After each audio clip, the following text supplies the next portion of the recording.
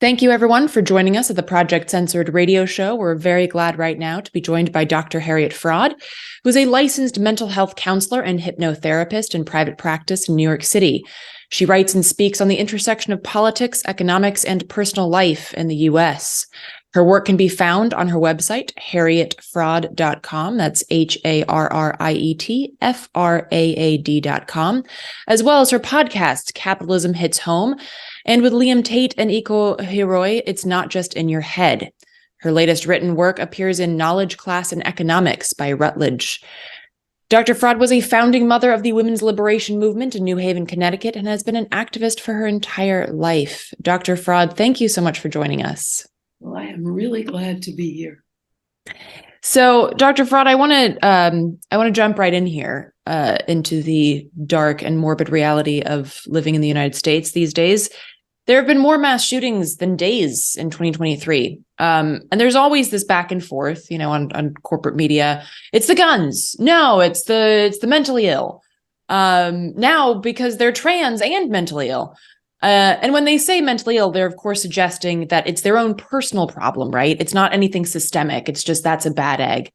But you have spoken on your show and others' shows about the systemic framing of this violence, both in terms of capitalism and patriarchy.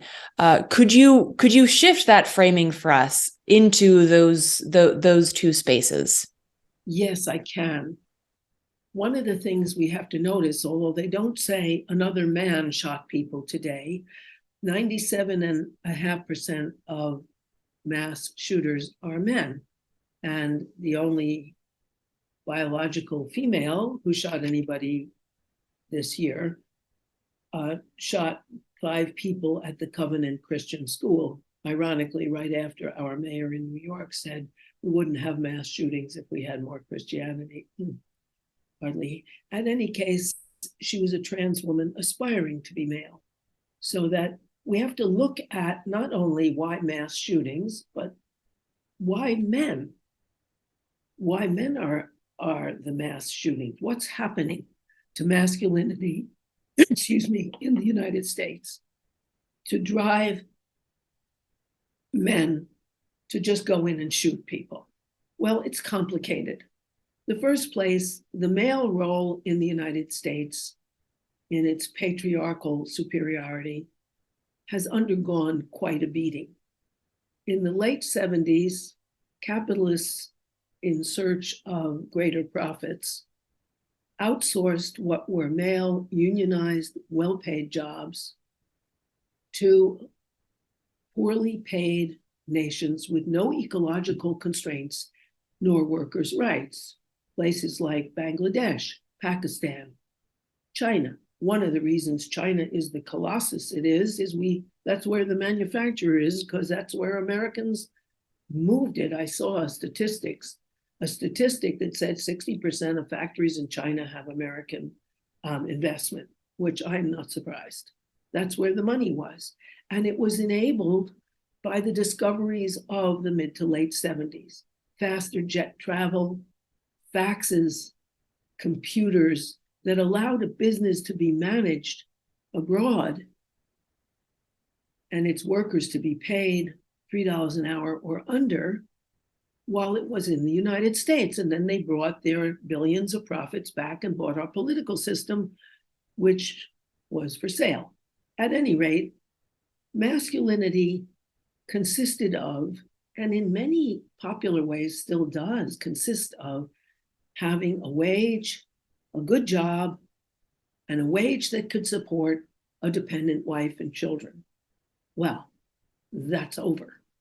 The majority of US women work, not because necessarily that they want to, but because they have to, that they can't live without working or keep up their standard, which they keep up through borrowing, but also working. And men who are insecure about their masculinity now that they can't control full-time labor of female servants in the home doing their domestic work, their emotional work, connecting them to their own feelings, their social work, connecting them to their children and to inviting friends over, and childcare. They don't have a full-time laborer unpaid in the home serving them. And therefore, when women come home from work, they are less entranced by the second shift. Insecure men demand more housework, more catering. However, women who just worked outside the home don't want the second shift. It's not their full-time job. They're participating in the economic survival of the family. They want men to participate in the emotional survival of the family, and that isn't working well. 70% of divorces are now initiated by women. The idea of women dragging the reluctant husbands to the altar is over. Now it's blue-collar men don't get married because they can't support a dependent wife and children and have demands that are patriarchal demands that are outdated. For the first time in our history in the United States, the majority of women are single and by choice. And a little over 40% of children are born outside of a marriage. Because, to put it in a rather vulgar way, but very well, I once told my daughter about the old saw, why buy the cow if you could get the milk for free?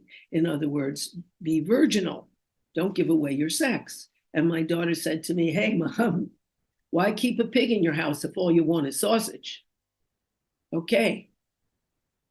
Also, women's sexuality has become independent of marriage because of available birth control. I mean, they're working on withdrawing it, but available abortion and birth control. And so men are out of luck. They don't have the emblems of masculinity and feel unmanned. In comes the capitalist gun industry. The NRA is listed as a nonprofit, but it's a major lobbying effort that converts men's insecurity about being men into the idea you can defend yourself, you are powerful, you have a gun. I remember the advertisement for a Clint Eastwood movie where Clint Eastwood is pointing a gun at someone's head and saying, make my day. In other words, I will be enhanced by your death.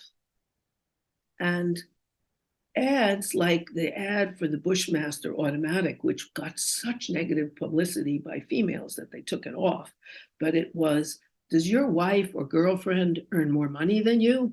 Revoke your man card. Do you prefer tofu to real meat? Revoke your man card. And then it went through, are you wheeling a stroller in the park? Revoke your man card. And then at the end of the ad, there was a picture of a Bushmaster automatic and it said, reinstate your man card. Bushmaster automatic. The NRA peddled a ex-girlfriend target where you shoot it and red blood-like substance obscures each part of her until she's totally obliterated. Because the idea is you can get respect, you can reinstate your manhood with a gun. The Wall Street Journal, oddly enough, was the one that plotted a map of the United States gun owners and juxtaposed on it a map of insecure masculinity in the United States as shown by buying testosterone creams and penis extenders and such things. And so the idea you can defend yourself, and not only defend yourself, but defend your family because you have an automatic weapon like they do in the army. You are a man, right? Appeals to people who feel powerless and unmanned. Another thing that's happened is that when women leave a connection with a man, they retain their woman friends in whom they emotionally confide, because often the closest emotional relationship women have is with other women and not necessarily their guy who's their lover or husband. They also have their children who they take care of. And so they haven't lost their emotional connection, whereas men have, and they're isolated. They never say of any of it's 153 mass murders that have happened already in, I think, 140 days or something like that. And there's always a new one. They don't say he had so many friends. It's always he was a loner, because we are social animals. Other countries don't allow solitary confinement because they consider it torture. We're social animals. We cannot maintain our mental health being isolated. And these men tend to be isolated with their only connection, an internet connection to other enraged men who take power at the mouth of a gun. In the movie Grand Canyon, which is a brilliant movie, it begins with a black tow truck driver, very famous black actor, plays it. And he gets out of his cab because he's been called to pick up a car. Now, the car is surrounded by a gang because it breaks down in a gang neighborhood. And the white guy in his sports car is very scared. And the black man who descends from his cab says, "Hey, man," to the gang leader of the gang surrounding the car. "Look, I have full respect for you, but I'll get fired if I don't pick up a car and I'm sent there. Can you give me a break? Just as a fellow black man, in all respect, can you give me a break?" And the gang leader said, "Would you respect me if I didn't have a gun?" Good question. He probably wouldn't. And they discuss it. And finally, the black tow truck driver could tow the car. Okay. And one of the ways that men feel that people will respect and, in parentheses, fear them so they'll be real men is with guns. And they show their anger by shooting those guns off. So it's a question of the capitalist gun market, which is unchecked because they've bribed so many congresspeople. There are 5 lobbyists to every congressperson in our Congress. And the NRA is a well-funded lobbying effort. And so the corrupt politicians in the best democracy money can buy vote against curbing guns, and we continue to have mass shootings. It's interesting that in New Zealand, after the Christchurch massacre, Ardern really cut down on guns. They haven't had one since. And the person who came in and shot the place up was actually Australian, but she got on television with her head covering and affirmed that we're all connected and that this is a tragedy for all of us. So she didn't turn against Muslims as we did in the United States. And Jacinda Ardern stopped the mass murder. There was not another mass murder since, but she didn't have that kind of gun lobby. So it's a combination of a capitalist gun lobby, people being isolated, men being demoted from their patriarchal supremacy because they can't get jobs that support a woman, no less a family. And that was so capitalists could earn more money, which they certainly did. And they're lost. They're lost people. They're isolated. They're unmanned. And the NRA makes it very manly to have a gun and shoot it, to show you have the power to take lives. And often they kill themselves as well, or they have death by cop because they're often shot. But they feel like they're going down in a blaze of glory, not they're going down as a mentally disturbed, isolated, pathetic human. And so if we had on our buses, on our subways, on our billboards, signs of some wimp with a gun that says, Gun owners have insecure masculinity. Gun owners are pathetic men. How sad. That would be helpful. And if our films did not glorify shoot 'em up, that too would be helpful. And I think it's quite significant that things called chick flicks are about warm feelings, family, friendship, and so on, whereas guy films are about action, car races, and shoot 'em up. These are really outmoded patriarchal gender stereotypes interacting with the capitalist system unchecked in the United States, which has created mass murder. Even kids now, they have drills. If a mass murder comes to their school, they wear backpacks that are bulletproofed, and they're terrified. And not for nothing. School shootings are a regular event in the United States. And so, it's a combination of social isolation, patriarchy, the ideas of male supremacy, which can't be maintained within our economic and social environment, lost men who have shown signs. Always they describe he was a loner, he was violent, he had scars. One of them had scars all over his face for where he cut himself with a razor. People who are flagrantly in trouble and where nobody helps them. They are isolated. And we cannot be isolated. Humans don't live isolated. In the very beginning of human existence, they never found caves that had one person because we're not the swiftest animals. We don't have the best sense of smell. We don't have the biggest teeth. We're not the strongest. We would lose out if we couldn't cooperate. So what they did in the early societies, which were all communal, is they would dig a big hole and then make a lot of noise and drive an animal in there and then carve it up and share the proceeds, because they couldn't have lived otherwise. And we are pack animals. We can't live otherwise. And these are isolated men who have been unmanned by the capitalist system. And their idea of manhood was an idea of dominating people dependent on them. Also, they've lost their position in the community. It used to be, if you lived in a community that, let's say, worked for a tire company, as you got seniority, you got respect. You were someone who worked at Goodyear Tire. You were someone who worked at Cooper Tire.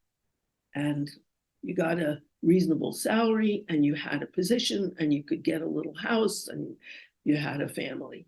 Now, everything is Walmart, where you get minimum wage, or you can also, the four biggest employers are now Amazon, where you're an extension of a robot, Walmart, where you're paid so poorly that they have a food stamps desk in front of the store to help you get the food stamps that allow you to subsist so our government can compensate for their terrible salaries.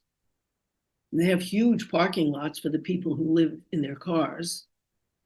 Or, so we have Amazon, Walmart, fast food, and call centers. In all four biggest employers, you're on the clock.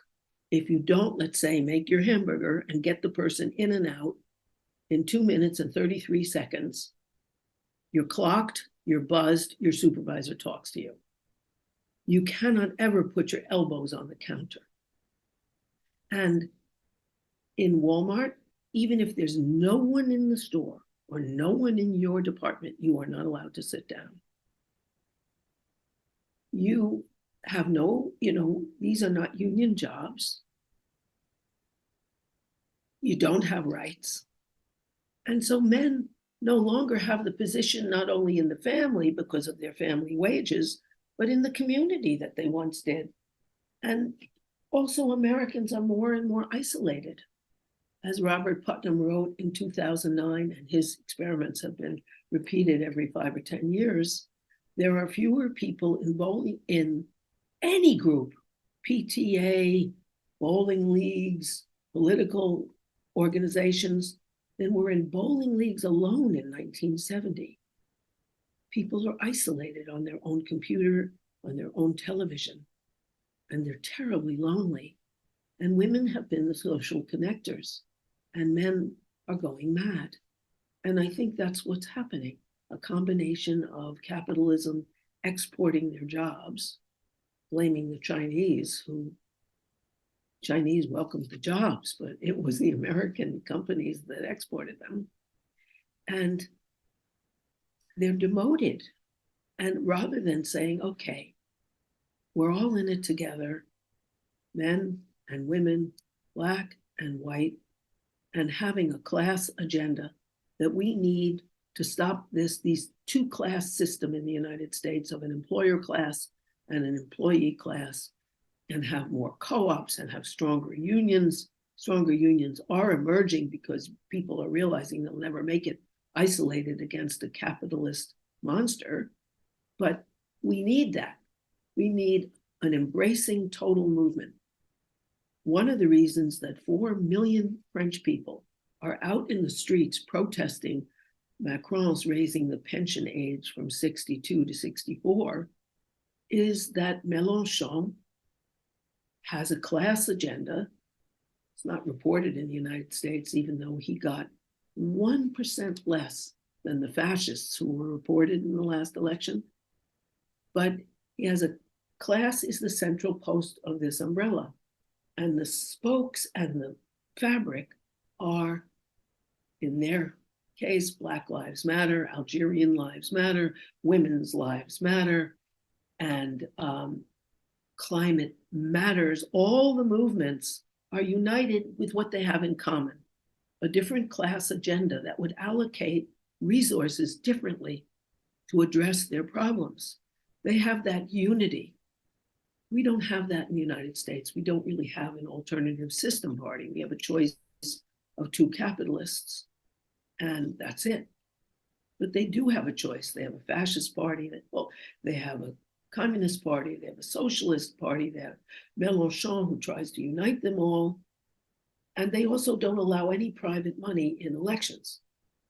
And so it's not the best democracy money can buy, which is a huge thing, because otherwise money talks. Last presidential election we had, they spent $4.4 billion. Who's going to pay that back, and to whom? These are relevant questions. And so that the mass murders are just another symptom of people trying to hold on to patriarchal advantage and an idea of manhood that's disappeared and being encouraged by capitalists selling guns. And these are socially isolated people because we don't have these broad, all-encompassing political, social movements here, to our great detriment. So I think that's what I would say in response to your intelligent question. Yeah, thank you. I think that's a very, very powerful way of framing it. And it does seem, because there are other places in the world that are patriarchal, like Italy or Latin America and things like that. But there's so much community, like there is so much emphasis on community for men as well. Men are not considered to be less masculine when they have male friends. Whereas in the US, just personally, I don't know any men that are my age. Luckily, I think this is changing, but my age that would say, oh yeah, I can just call a guy up and go hang out. You have to do something manly, like go get a beer or throw an axe or something. You can't just say, hey man, do you want to go for a walk? Or I'm lonely. There is one emotion that is allowed within the limited strictures of masculinity. That's anger. But loneliness, neediness, sex and anger, those two things are allowed. And that's a very limited emotional spectrum.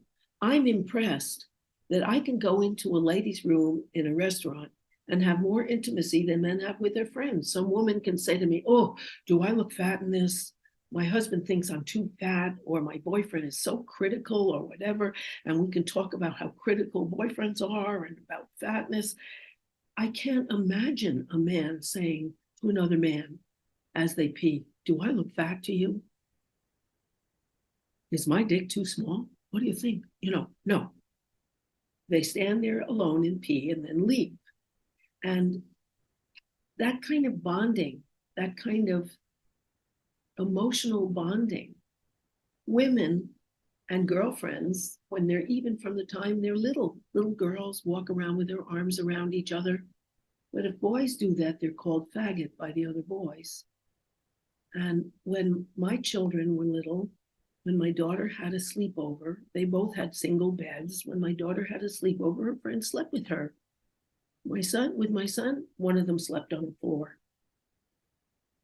Because that physical proximity was dangerous. And also, they don't allow guns in those other countries. Guns are not something you can get at your local store. You have a big deal to get a permission.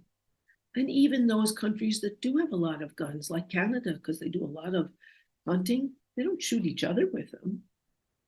That's not considered a manly exercise. And they don't have the NRA there working to reinforce insecure masculinity with guns.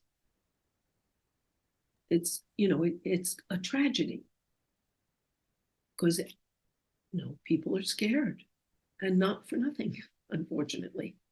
And children are frightened because they have drills in schools, what to do when a mass shooter comes. My God, it's a curse on the society.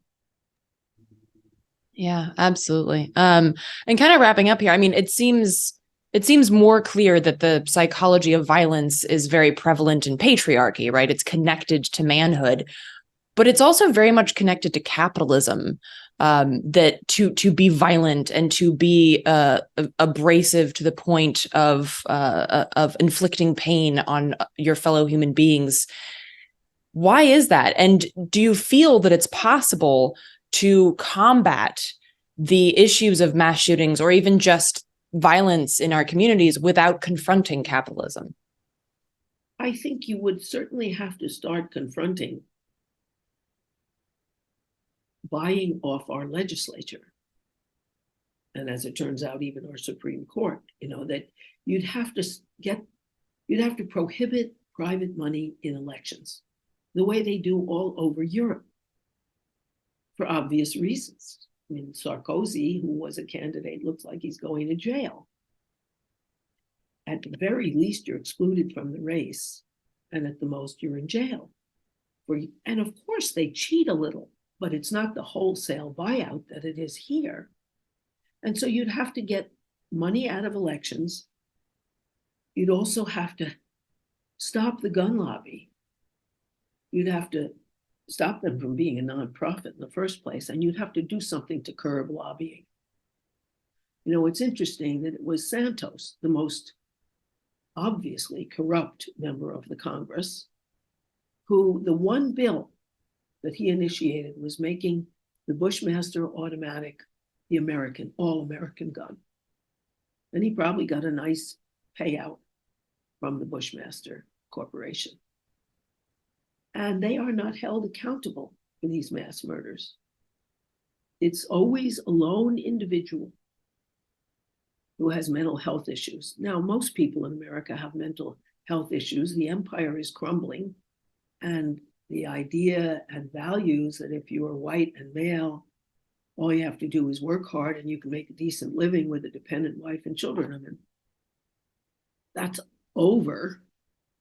And the biggest employers are on the clock, are putting people on a clock in an abusive manner.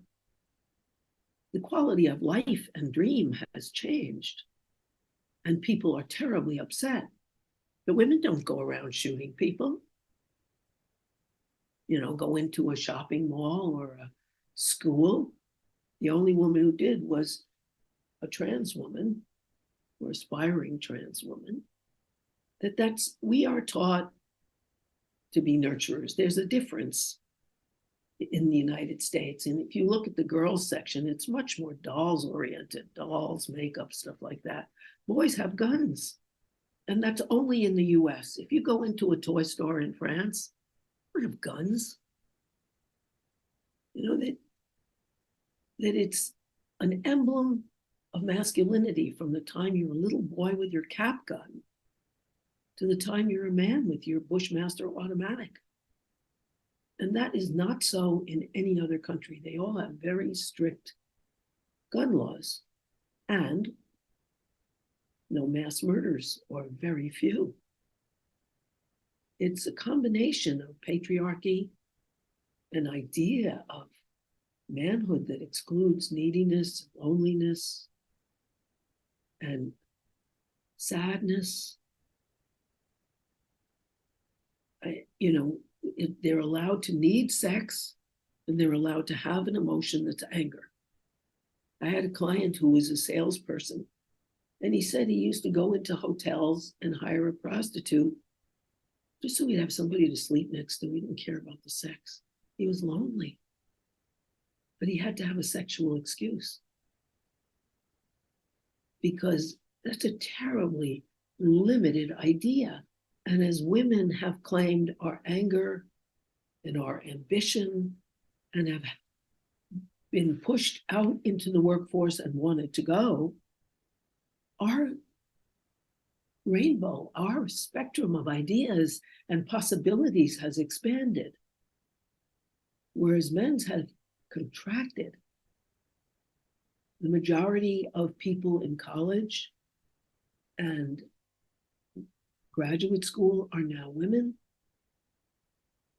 except in the STEM fields, where there's still a majority of men, and women get quite sexually harassed. That women have seen new vistas open for us, whereas under the old masculinity, that view is closed down, and people haven't claimed their humanity and said, okay, let's be friends then. Let's give up this limited idea of masculinity, which should be a platform. Also, women could do a lot more. As a founding mother of the feminist movement, we looked at what we didn't have, and no one, as far as I'm concerned, and I read widely in this area, no one has really written down what you understand and learn from taking care of vulnerable life and children, and what you can learn from maintaining life, cleanliness, cooked food, beautifulness, order. Those are very important things that women's traditional labor has delivered unpaid and unrecognized. But I think we have to develop that and share it with men. I remember when I gave a talk, a man came up to me and said, well, how can you ask us to share housework if you call it shit work? Oh, sorry, if you call it beep work. And I thought, that's right. We never worked that out. And we need to, because there's something great about being nurturers. There's something instructive about that, and liberating and humane. And one of the things, I joined a picket against women in the military, saying we are proud that we create life, don't destroy it. We don't want to be destroyers. And in the military, it's one of those male spheres where women are routinely sexually harassed and raped as a way of asserting male dominance in that violent sphere. And so we have a lot of work to do, but our curtailment of mass murder starts with legislation and a non-bribed legislature. That's crucial. And it goes on from a cultural change, presenting men with guns as insecure men who are losers. That would help enormously. And we don't do that, and we need to, because we know it's true. It brings all the things together, capitalism and patriarchy. And men are emotionally really deprived, not being allowed to have neediness and loneliness and fear. women are being able to access our anger and our ambition, men need to expand. So all those things come together around the gun issue and around mass murder with your gun. Yeah, absolutely. Well, Dr. Fraad, thank you so much for contextualizing this in a way that I believe is very, very necessary, and one that is never heard on corporate media with the very limited and back and forth shallow remarks. So folks, again, can find your work at harrietfraad.com. And that's HARRIETFRAAD.com. And thank you again so much for taking the time to sit down with us. Thank you so much. I really am so glad to talk with you and your audience. Thanks a lot.